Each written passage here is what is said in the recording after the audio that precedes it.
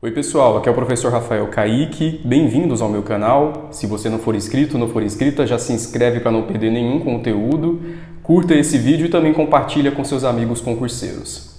Atendendo vários pedidos, eu começo a disponibilizar todos os meses um vídeo onde eu vou comentar, analisar os principais assuntos da atualidade do mês anterior. Então nós vamos ter hoje os principais acontecimentos do mês de janeiro de 2020, assuntos nacionais e assuntos internacionais. Nós temos muitas notícias, um volume expressivo de informações, então nessa análise eu vou destacar aquilo que é mais relevante, aquilo que tem impacto, desdobramentos na sociedade.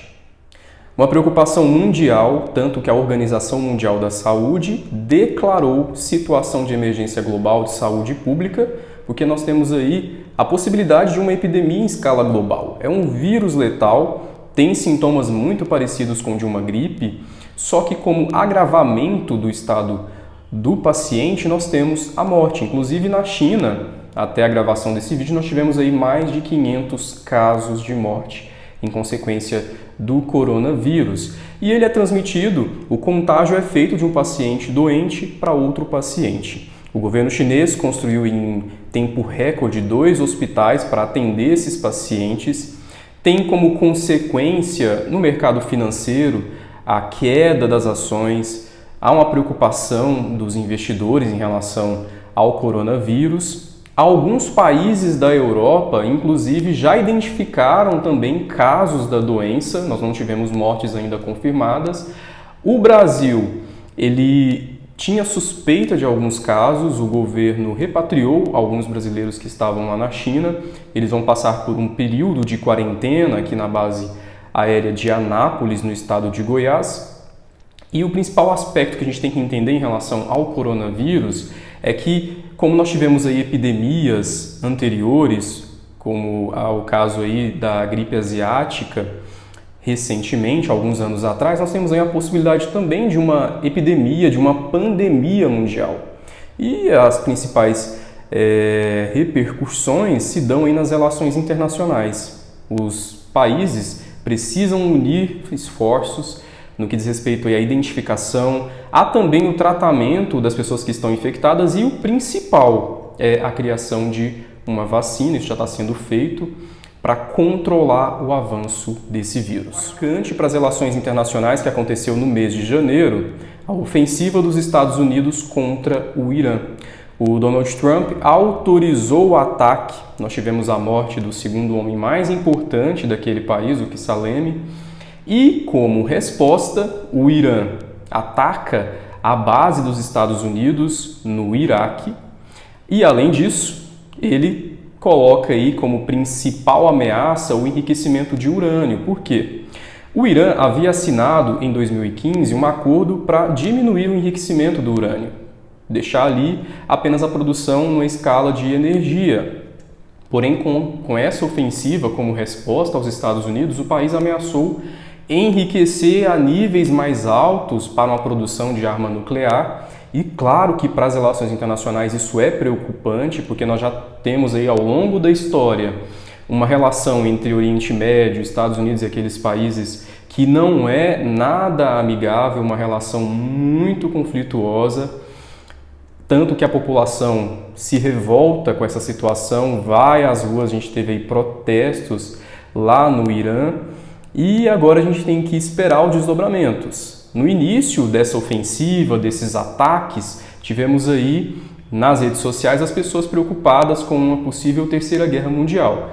Claro que não é um episódio que pode aí marcar o início de uma grande guerra mundial, mas é algo que deixa aí todas as nações, todos os países do mundo em alerta, porque pode desencadear. Esse ano nós tivemos aí situação de emergência, situação de calamidade pública em algumas cidades. Um destaque para os estados de Minas Gerais, Espírito Santo e também Rio de Janeiro. Os noticiários mostraram aí as consequências das fortes chuvas, como foi o caso do deslizamento de terras, as inundações, os alagamentos. E o que explica essa situação? Primeiro, a questão da gestão pública. Belo Horizonte, por exemplo, foi uma cidade, quando foi construída, uma cidade planejada, Com o passar do tempo, os rios foram canalizados. Hoje quase não se vê os rios que passam dentro da cidade. Como consequência, pela falta de permeabilidade do solo, quando chove, chove intenso, esses rios transbordam e alagam a cidade, levam aí veículos. A gente viu também em questão de pessoas que foram levadas pela chuva. Então o governo ele precisa se antecipar em relação a esses problemas. A cidade precisa repensar o seu desenho urbano. E quando eu falo a cidade, não só Belo Horizonte, mas o Rio de Janeiro e outras cidades do Brasil que passam por essas problemáticas relacionadas às chuvas. Essas cidades, então, elas decretaram essa situação de emergência. Quando há esse decreto de situação de emergência, o governo federal acaba enviando aí ajuda no que diz respeito à manutenção e também ao atendimento das pessoas que estão desabrigadas e estão desalojadas. Fato do Reino Unido. E agora a gente tem que esperar o que vai acontecer nesse processo de transição, da saída do bloco. Foi algo aí que se arrastou por muitos anos, há ainda muitas incertezas em relação à economia, há também a moeda daquele país e os acordos que já foram firmados anteriormente, os acordos que serão firmados agora e principalmente no que diz respeito à entrada de imigrantes. O Fórum Econômico de Davos, na Suíça, um evento muito importante que marcou aí vários debates em relação ao desenvolvimento sustentável, ao crescimento ecológico de alguns países, à economia verde, às mudanças climáticas, a questão também da desigualdade social. E uma figura icônica marcou presença, a Greta Thunberg, aquela ativista que tem aí se posicionado nas redes sociais em relação às mudanças climáticas. Houve inclusive um entrave da Greta com alguns líderes mundiais, e que é o caso do Brasil, o Bolsonaro, que acabou aí se manifestando em relação ao posicionamento dela. Ela também reagiu nas redes sociais, também aconteceu com outros presidentes, como é o caso aí do Donald Trump. O que chama a atenção é a contaminação da cerveja lá em Belo Horizonte, a cervejaria Becker, que produz aí principalmente a marca Belo Horizontina. A gente teve aí a intoxicação, pessoas morreram em decorrência disso, porque encontraram a substância na cerveja de etileno glicol. Há nessa situação duas questões importantes de serem discutidas. A primeira delas é a segurança alimentar. A gente tem um caso que mostra aí um possível erro, uma possível falha na produção. É claro que as investigações ainda estão em andamento, não se sabe de fato o que aconteceu, não estou aqui trazendo um juízo de valor, mas a produção alimentícia ela deve ter um rigor, deve ter um controle justamente por conta disso, nessas contaminações que podem acontecer. Esse é o primeiro aspecto. E o segundo aspecto em relação a essa cervejaria, a Becker, é justamente essa crise de imagem em relação a essa contaminação, porque são questões concretas que aconteceram, da intoxicação, a morte de algumas pessoas, acontecem todos os anos, por conta aí da temperatura, da localização geográfica. Só que esse ano nós tivemos aí incêndios intensos, inclusive registros da morte de 500 milhões de animais.